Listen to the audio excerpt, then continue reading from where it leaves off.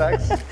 Is financial planning dead, or are advisors just doing it wrong? Financial planning has gotten a lot of different press recently. And I remember back in 2016, there was a survey that came out supported by the CFP board, and it talked about the fact that if you had a CFP on your staff, you made 40% more revenue. And what happened is literally hundreds and thousands of financial advisors and salespeople came into the business and started realizing that they could actually increase their revenue at their firm if they just had a CFP. And I think what happened as a result of that is that financial planning became a noun, a deliverable that justified how advisors were making more money, as opposed to being what we all knew for years to really be the case, which is a verb.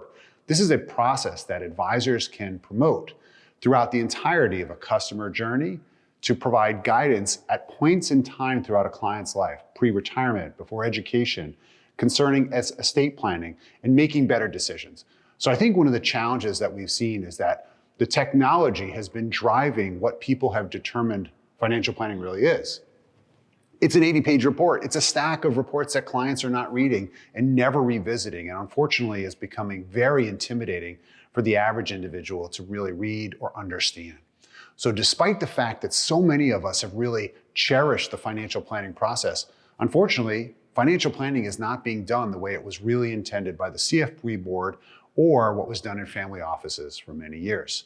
In fact, today we really have to reimagine what financial planning is, because there's so many more decisions that clients need to make, from making decisions about investments, to insurance, to legal decisions, to tax decisions, to their banking, to whether they're going to invest in crypto or not.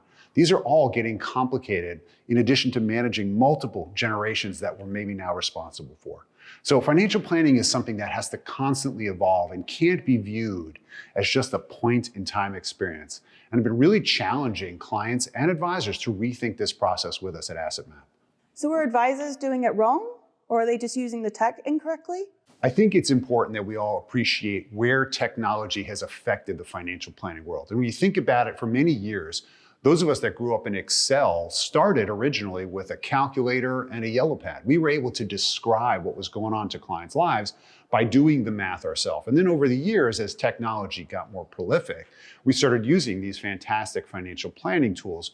But it turned out that the design of those tools and the questions that they were trying to answer were very technical. When should you take income? Does this have a different tax implication? What does your portfolio look like? And they were really designed around how advisors and professionals monetize their business, typically by taking over asset gathering or justifying insurance premium. And as a result, they generated massive sales presentations looking like financial planning tools. The challenge with that is that although it provided a great utility for a lot of us advisors to help explain what's going on, it turns out that it was really just a confidence builder for the client to look at us and say, well, they have a confident approach, a technical process that is believable. And I found out that it actually turned out being a sales enablement motivator as opposed to just a technical explanation. The challenge with that is that many advisors and professionals started using this at scale and continued to deliver the same exact experience. And when the pandemic hit us all, we were forced into going to that beautiful printed binder to all of a sudden displaying this on a screen.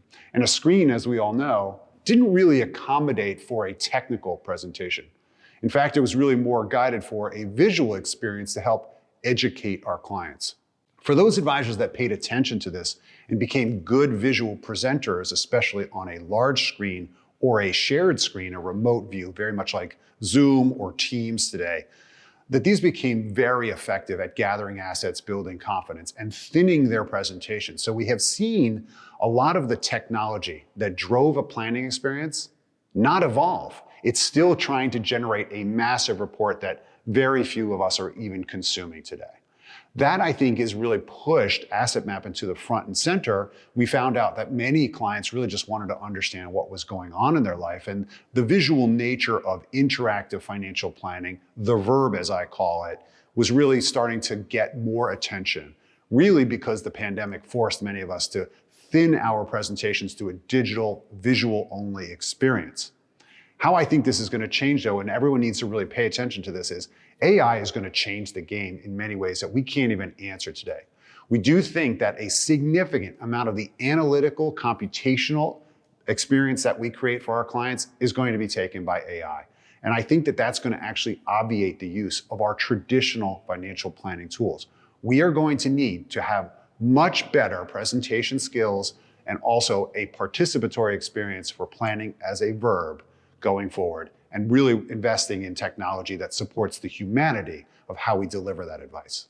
I think there's an important thing everybody here can walk away with, and I'd really invite the community to really reconsider how they're delivering financial planning. Is it an episodic, I just deliver a noun, a financial plan? Or am I actually delivering an experience that my customers value for years and years and years to come, which is ongoing and iterative? It's really what we call financial planning, the verb.